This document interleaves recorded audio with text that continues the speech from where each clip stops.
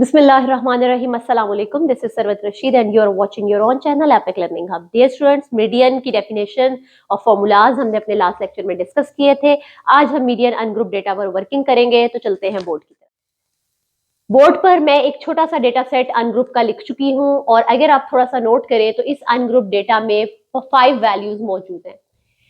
यानी अभी सबसे पहले मैं आपको ऑड डेटा सेट पे वर्किंग करना सिखाऊंगी, फिर मैं आपको इवन डेटा सेट पर वर्किंग करना सिखाऊंगी। अनग्रुप डेटा में बस इन दो बातों का आपने खास ख्याल रखना है कि डेटा आपका ऑड नंबर ऑफ वैल्यूज पे है या इवन नंबर ऑफ वैल्यूज पे है। तो चलते हैं क्वेश्चन की फर्स्ट स्टेप की तरफ। अनग्रुप डेटा को आपने 4 डिफरेंट स्टेप्स के थ्रू करना है। सबसे पहले आपने स्टेप 1 आपने मार्कर से ये हेडिंग देनी है और इसको मार्कर से ही आपने हेडिंग देनी है कि अरेड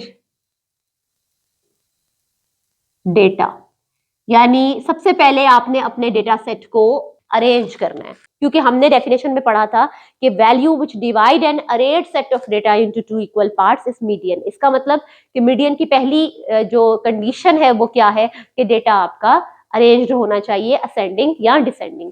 मैं यहाँ पर असेंडिंग ऑर्डर में इस डेटा को अरेंज करने लगी हूँ। तो सबसे पहले आपकी स्मॉलेस्ट वैल्यू है 2, देन 3, 5, 7 एंड 10। मैंने डेटा को अरेंज कर लिया। इसके बाद स्टेप 2 में हम एग्जामिनर को बताएंगे कि भाई हमारा n क्या है, यानी हमारा n ओड है या हमारा n इवन है। तो आप यहाँ पर सबसे पहले बताएं n कितनी वैल्यूज हैं आपके पास? 5, और 5 इज एन ऑड नंबर। तो उसके बाद स्टेप 3 अप्लाई फॉर्मूला।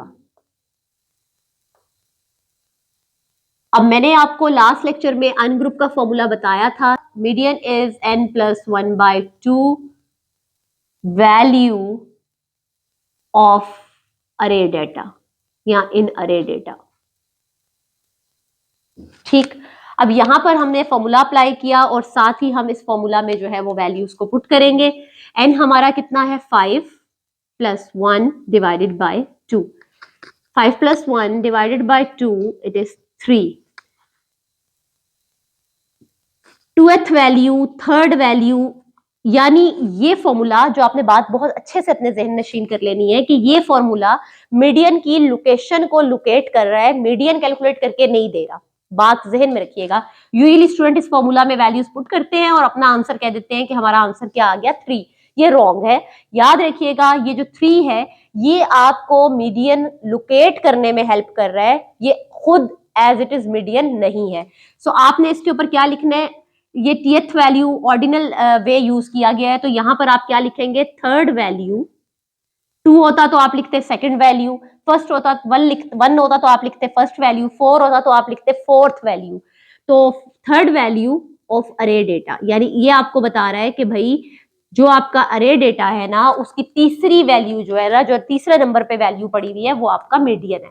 तो हम स्टेप 4 में उसको प्रॉपरली जो है वो लोकेट करते हैं, लोकेट मीडियन। अब आपने जब लोकेट किया, यानी आपने कहा कि आपकी थर्ड वैल्यू जो कि अरेंज डेटा में पड़ी हुई है वो मीडियन है। आप ऊपर गए स्टेप 1 में, आपकी जो थर्ड वैल्यू है अरेंज डेटा में वो क्या है? 5। 1 2 3, this is the third one value in array data. तो आपका मीडियन क्या हो गया? 5। So this is your answer and this is the way to calculate the median for ungroup data. अब आप चाहें तो यहाँ पर स्टूडेंट्स अब डेफिनेशन के अकॉर्डिंग इसको वेरीफाई भी कर सकते हैं। वेरीफाई करना एक एडिशनल जो है वो स्टेप है। अगर आप करना चाहते हैं तो ठीक है, नहीं करना चाहते तो नो प्रॉब्लम। सबसे पहले आपने जो अरेंज डेटा है उसको लिखा और फिर आपने डेफिनेशन को जहन में लाए। आपने देखा कि डेफिनेशन क्या कहती है कि a value which divide an arrayed set of data. Data आपका अरेड है, वो वाली वैल्यू जो आपके इस डेटा को 2 बराबर हिस्सों में तकसीम कर दे। अब ये 5 एक ऐसी वैल्यू है जो डेटा को हाफ इधर और हाफ इधर, यानी 50% इधर डिवाइड कर रही है, 50% इधर डिवाइड कर रही है। तो इसका मतलब है ये है वो वैल्यू जिसने डेटा को 2 इक्वल पार्ट्स में डिवाइड किया और ये वैल्यू मीडियन है। So this is the way to verify your median and this is the way to calculate the median for the ungrouped data. Next हम चलते हैं इवन सेट ऑफ डेटा पर कि अगर आपका data set even number of values पर मुश्तमिल हो तो आप कैसे वर्किंग करें। जी तो स्टूडेंट्स, ये बीच में से मैं सारी कैलकुलेशंस को अरेज कर चुकी हूँ। डेटा में मैं एक नंबर ऑफ वैल्यूज को बढ़ा देती हूँ, लाइक आप एक वैल्यू कर लें 4 कर लें, और अब आपके वैल्यूज कितनी बन गई, इवन नंबर ऑफ सेट आपका डेटा बन गया। सबसे पहले आपने डेटा को अरेंज किया, डेटा को जब अरेंज किया तो ये आपके पास आया 2 3 4 5 7 एंड 10। अब आप देखें आपके पास n जो है वो कितना हो गया 6, which is an even number. So सबसे पहले फॉर्मूला आपका वही है, हम n को पुट करते हैं 6 + 1 डिवाइडेड बाय 2 विच इज 7/2, तो ये हो जाएगा 236.5 फिफ्थ वैल्यू ऑफ अरे डेटा।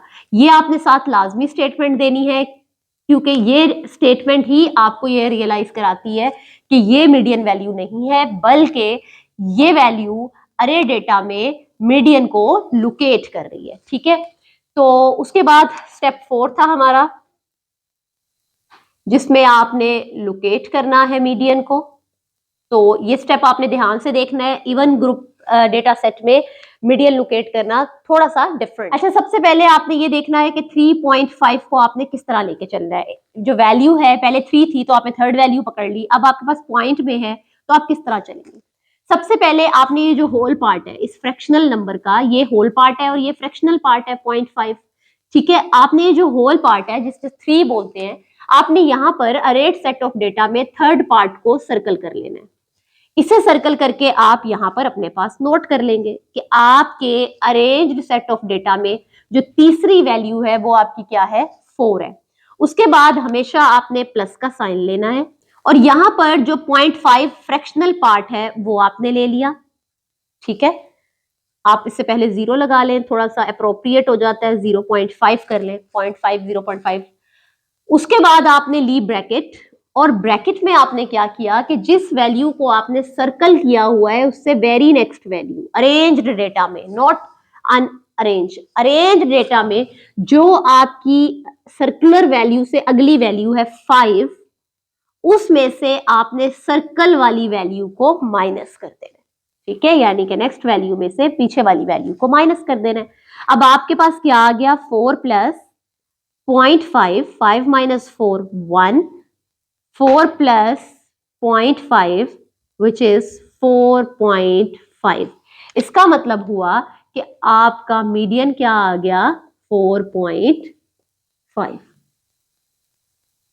अब यहां पर भी आपको मैं वेरीफाई करने का तरीका बताऊंगी, ताकि एग्जाम में अगर आपको कोई एमसीक्यू आ जाए इसी तरह इवन सेट ऑफ डेटा का या ऑड सेट ऑफ डेटा का, तो आप वेरिफिकेशन के मेथड के थ्रू अपने एमसीक्यू को सॉल्व कर सकें। क्योंकि डेफिनेटली एमसीक्यू के लिए अगर मैं ये डेटा सेट आपको दूं और आपको कहूं कि इसकी 4 ऑप्शंस में से इसका मीडियन क्या है, तो आप ये 4 स्टेप्स तो नहीं लगाते फिरेंगे, या फिर आप फॉर्मूला तो नहीं अप्लाई करेंगे, क्योंकि आपको विद इन अ मिनट आपको एक एमसीक्यू को अटेम्प्ट करना है। तो आपको वेरिफिकेशन का तरीका बता रही हूँ, जैसे मैंने आपको ओड में बताया। सबसे पहले आपने याद रखना है कि आपने अरेड सेट ऑफ डेटा लेना है 2 3 4 5 7 10, और आपने अपने माइंड में डेफिनेशन लानी है मीडियन की, कि मीडियन क्या कहता है कि एक ऐसी वैल्यू जो आपके अरेंज्ड डेटा को 2 बराबर हिस्सों में तकसीम कर दे। तो आप सोचेंगे कि अगर मैं इसको हाफ हाफ डिवाइड करूं तो 3 वैल्यूज इधर आ गई और 3 वैल्यूज इधर आ गई, दरमियान में तो कोई वैल्यू बचती नहीं है। ठीक है, तो इस केस में आपने क्या करना है, जब इवन केस होगा और आपको उसको हाफ हाफ करने के बाद दरमियान में कोई वैल्यू नहीं बचेगी, तो जो आपकी सेंट्रल वैल्यू होंगी पूरे डेटा में, जो 2 सेंट्रल वैल्यू होंगी, आपने उन दोनों को प्लस कर लेना है। ये आपके पास क्या आ जाएगा, 9, और आपने उसको 2 पर डिवाइड कर देना है। जब आप इसको 2 पर डिवाइड करेंगे तो 4.5 आ जाएगा, जो कि आपकी मीडियन वैल्यू होगी।